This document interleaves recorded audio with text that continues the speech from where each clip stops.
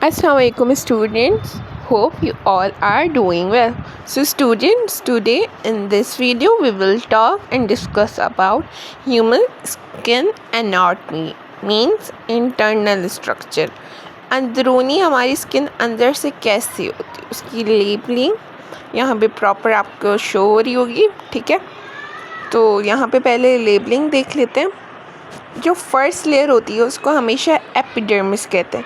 AP biology term में एपिकॉल्स external. AP means external यानी सबसे बाहर वाली, अपर, ओके, अपर कह सकते हैं, upper. AP means upper most, okay. Now इसकी सेकंड लेयर आती है हमारे पास डर्मिस, ठीक है। एपिडर्मिस डर्मिस, ओके, सबसे बाहर डर्मिस सेकंड और मिड हमारे पास स्किन में तीन कंपोज्ड लेयर्स होती हैं। Stratified layer of cells, epidermis, stratified layers of cells होती हैं अपर मोस्ट लेयर में, ठीक है।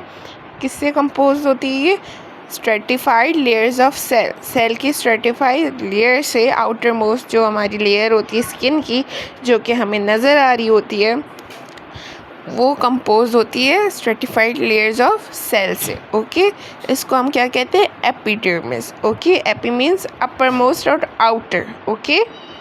तो आउटर लेयर यानी जो हमें नज़र आती है, जिसको हम, जो हमारी स्किन हमें जो नज़र आती है वो आउटर लेयर होती है और compose of stratified layers of cell, ठीक है। क्योंकि जो स्किन है वो एक टिश्यू है, skin is a tissue and cell plus cell is equals to tissue, okay. Now let's move towards dermis layer of skin, means middle भी कह सकते हैं इसको। और इसको क्योंकि हमारे पास स्किन में 3 टाइप्स होती हैं, ओके, 3 लेयर्स होती हैं, सॉरी, जो मेन होती हैं। Epidermis outer most, dermis mid one and hypodermis the last one, okay. तो हमारी डर्मिस जो होती है सेकेंड एंड मिड वाली लेयर होती है, ठीक है। The dermis is a thick layer, ये बहुत थिक लेयर होती है, बहुत थिक लेयर होती है, okay, of skin beneath the epidermis, okay, of skin beneath the epidermis. जो स्किन हमें नज़र आती है वो एपिडर्मिस होती है, और ये जो थिक लेयर होती है डर्मिस, ये हमारे एपिडर्मिस के नीचे होती है, बीनीथ होती है, okay. Consisting of fibrous connective tissue, sorry, ये कंसिस्ट क्या करती है? फाइब्रस कनेक्टिव टिश्यूज को कंसिस्ट करती है, okay. Blood vessels, nerves and other structures, इसमें क्या क्या होता है? फाइब्रस कनेक्टिव टिश्यूज से ये कंसिस्टिंग होती है। इसमें ब्लड वेसल्स होते हैं, आपको नज़र आ रहे होंगे, ब्लड वेसल्स, ओके। इसमें नर्व्स होती हैं, आपको नज़र आ रही होंगी, और अदर स्ट्रक्चर्स, अदर सुई ग्लैंड्स, हेयर बल्ब, ये सारी चीज़ें भी हमारी, जो भी हमारे जो हेयर बल्ब होता है ना, हमारे जो हेयर का बल्ब होता है वो भी इसी डर्मिस स्किन में होता है, जो कि फिर ग्रो करके हमारी एपिडर्मिस को क्रॉस करके हमारी बाहर आता है, okay. Last but not least, last layer of skin, okay. अब हम पढ़ते हैं लेयर ऑफ स्किन, ओके, यानी third layer, okay. The last layer of skin is also known as hypodermis, okay. जो हमारी सबसे नीचे वाली जो हमारी लेयर होती है उसको हम हाइपोडर्मिस भी कह सकते हैं, ठीक है। वो हाइपोडर्मिस के नाम से भी जानी जाती है। Is a layer of loose connective tissue. जो डर्मिस थी वो फाइब्रस कनेक्टिव टिश्यू से कंसिस्ट थी ना, लेकिन ये जो लेयर है वो लूज कनेक्टिव टिश्यूज हैं, ठीक है। And fat locate beneath the dermis, ठीक है। बेसिकली ये फैट होते हैं, ठीक है। हाइपोडर्मिस एक फैट लेयर होती है लूज कनेक्टिव टिश्यूज़ की, जो कि बीनीथ द डर्मिस, यानी डर्मिस जो कि हमारी मिड लेयर थी, जो कि बहुत थिक थी, उसके नीचे पाया जाता है, ओके। फैट, चर्बी, ओके, बेसिकली चर्बी, ओके। आपको ये नज़र आ रही होंगी, जो मैंने डायग्राम नीचे लगाई है, ये हमारी fat, okay, it's our fat, चर्बी। Now let's talk about functions of skin. Skin करती क्या?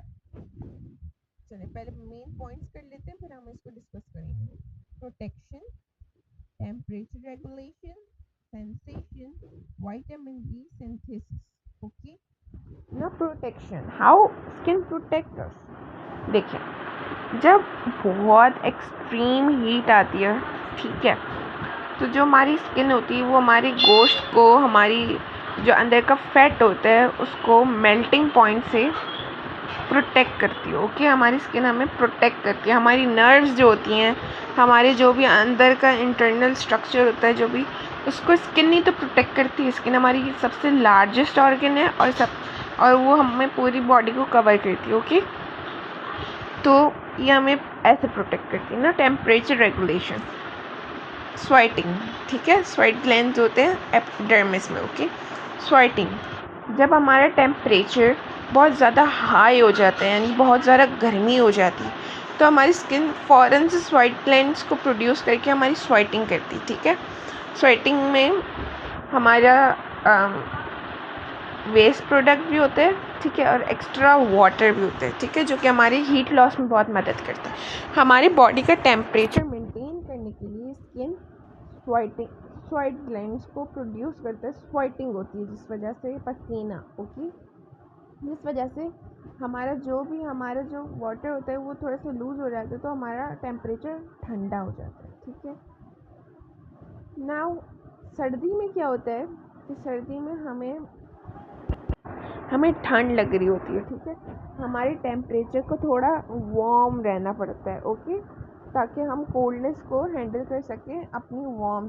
ठीक है, तो फिर जो स्किन होती है वो स्वेट ग्लैंड्स को बिल्कुल लाइक डिक्रीज़ कर देती है, स्वेटिंग को, ताकि हमारा जितना भी वाटर है वो एक्स्ट्रा अमाउंट में ना निकले, ताकि हमारा बॉडी का जो टेम्परेचर है वो वार्म ही रहे ना। सेंसेशन, स्किन में सेंसेशंस भी होती हैं। ठीक है ना, विटामिन डी सिंथेसिस, ये हमारे विटामिन डी सिंथेसिस में भी काम आता है।